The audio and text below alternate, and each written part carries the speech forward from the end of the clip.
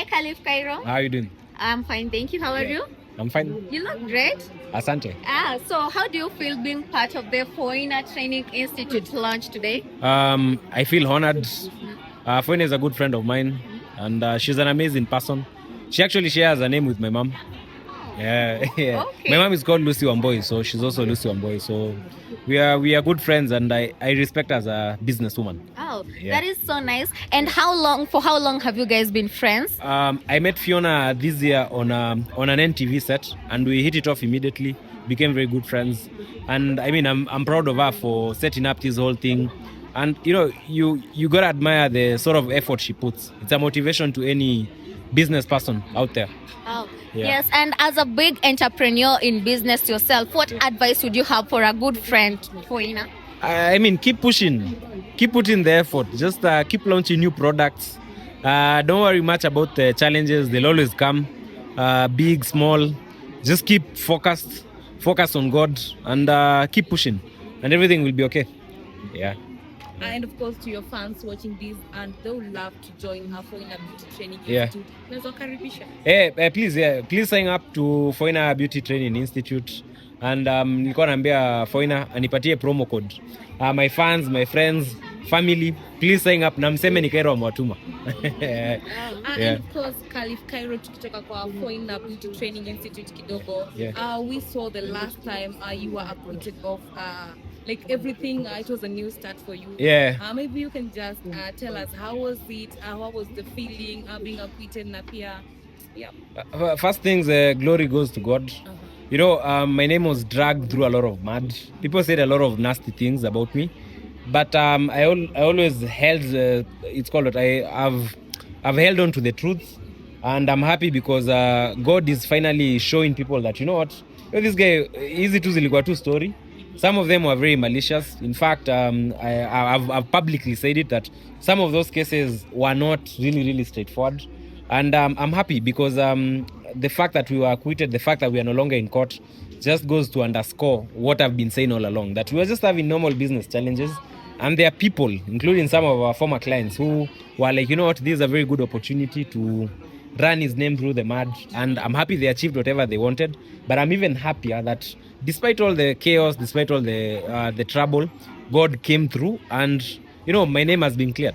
I'm very happy. And of course, how was it like after you came through? Because the world was watching, and the people were for you. And actually, like people saw you. Actually, on Kairo had a boy, but you came through it. How was it? I normally say I give credit to God. It's not a situation I would wish even my worst enemy. These struggles, Casey, are normal.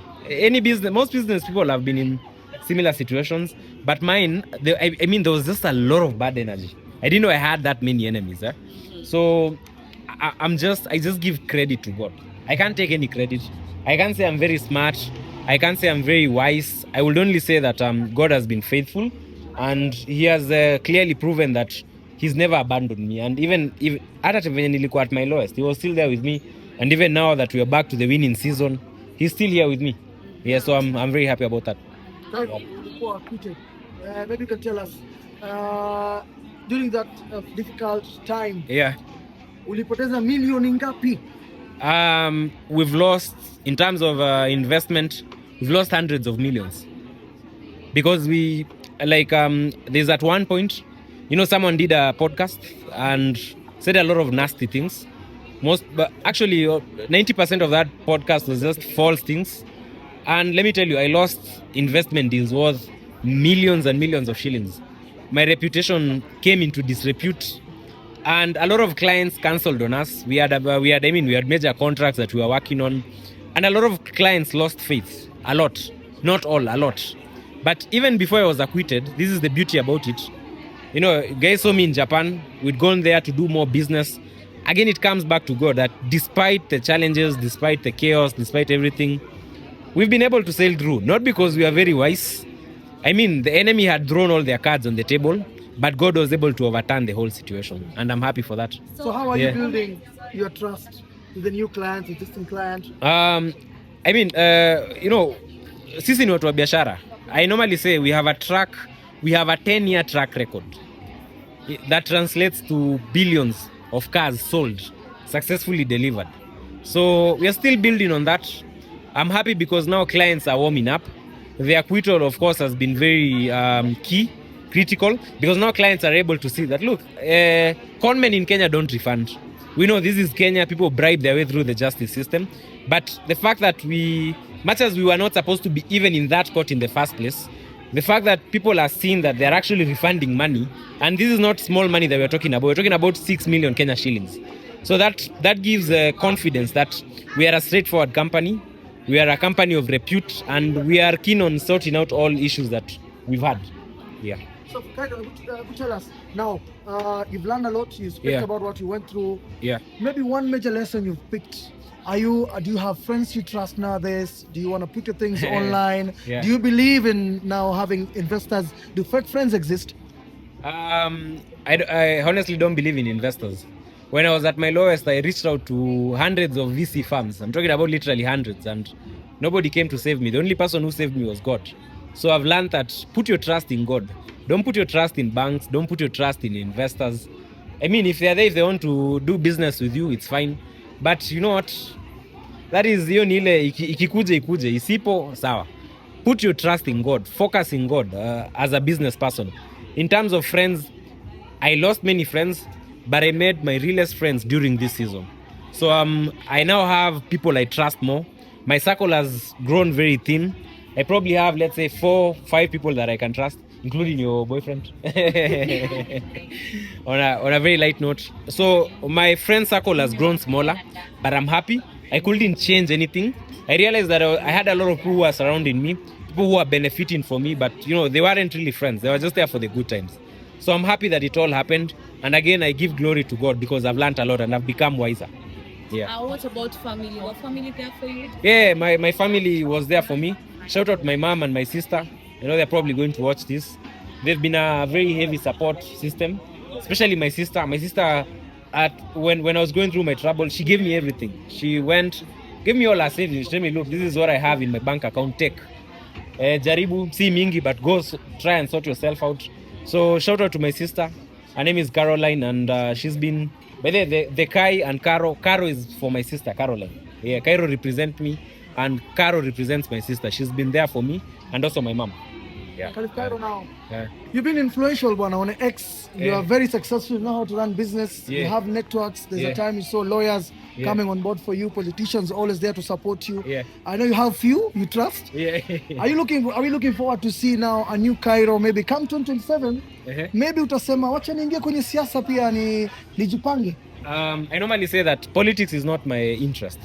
I'm not a politician by nature. I think I'm a person who does things in a very straightforward type of way, and Kenyan politics is very murky for people who have the right intentions.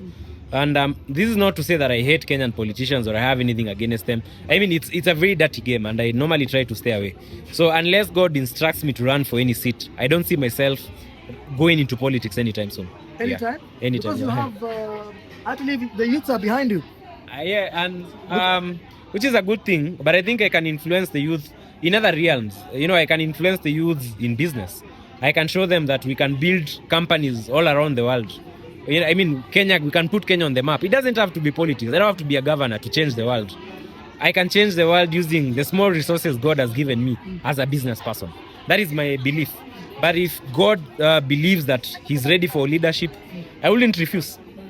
Yeah. So we're looking forward to see you now, maybe, because you don't want to vie for a political seat for now. Yeah. Are we looking to expect to see a Kairo movie, a series, a book about what happened? A book will definitely come. A documentary maybe. Not now. I feel like we are still in the first chapters of this book that God is writing about my life. So maybe in 20 years, itakuwa imefika climax, or in 30 years. So at that point, sasa tutaandika kitabu. I think bado tuko, I mean, we are still starting. It's still in the morning. There's still, I'm only 28. Hata that is jaingia. So I still believe there's a lot to be done. Yeah. And of course, Kairo, we've seen you bounce back very big. Yeah. And by the time hizi vitu zilikuwa zinafanyika, people dragged your name, and of course some people were linked to women. Yeah. Ati Kairo when was up there, alikuwa pale kwa chopa na wanawake. They're among the people wenye wali into this maybe. Sema tu weka swali straight. Wanawake ndio no. wali fall down. Here's the thing. I normally tell people like at one point Kai and Kairo and Jetman had a payroll of like 3 million shillings a month. 3 million shillings every month. So every month I wake up, every new month we had to figure out where we get in 3 million to pay commissions and to pay taxes and to pay all these things.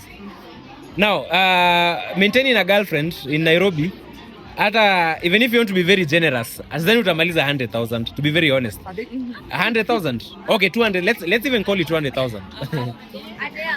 No, a month, maybe. Utamaliza kweli? I don't think so. I mean, even if you are to look for the most expensive, okay, let me not say the most expensive. They're very expensive girls in this city. But basically what I'm trying to say is, if you're operating at the sort of business level I'm operating, a woman is 0.005% of your problems. Our biggest problems were cash flow related problems. Because we are running a company that is gobbling up a lot of money. You understand? I mean, we can wake up and say we've made 5 million in a month, but we've got a payroll of 2 million. We are servicing a loan in Japan, maybe worth 50, 100 million. So it's a business that is, you're basically balancing between staying profitable, trying to make money, and appeasing the people you owe money. You know, because any business owes money to people. So women, you know, a simple mind, mtu hajaifanya biashara, anashanga umse, hey, tulikuwa tunamuona nani, huu ni dem alimaliza pesa. But tell me the most expensive thing I did for Sarah or Imani, or Sarah or Wavinya.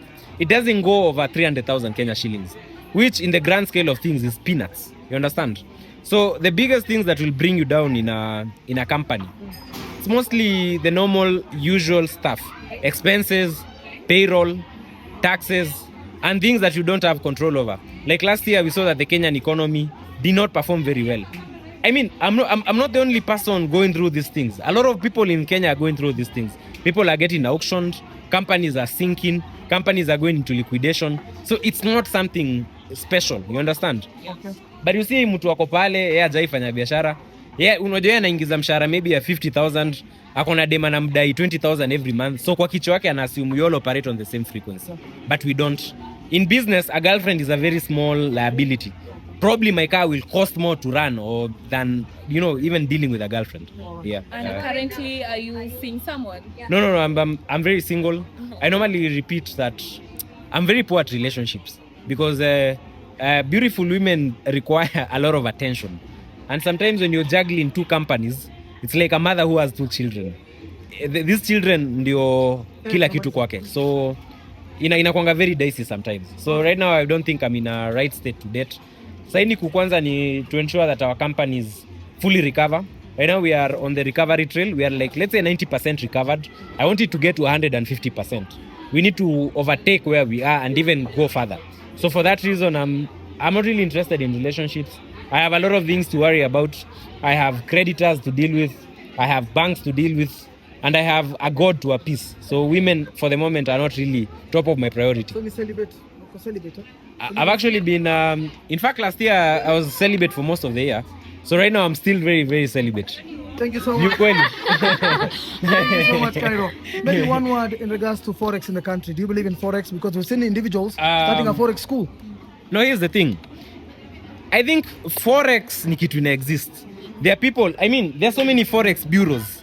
Kuna watu, like tomorrow if I want to do a payment of 50 million to Japan, I'll have to go to a Forex bureau to convert my 50 million Kenya shillings into Japanese yen. So the Forex aspect, and I know people who do Forex and make money. The only problem is that we live in a society where people purport to be doing Forex, but they're not doing Forex. That's the happen to shida iko. Forex is real. There are people who make Forex. People who make money by selling stocks. But sasa pia kuna watu wengine who scam people and pretend that it's Forex, but it's not. So mi sitaki kumention jina mtu, but as a person who's going to watch this video, usikue fala, you know, just be smart, try and gauge, ulizia, talk to people. Yeah. Okay, thanks so much.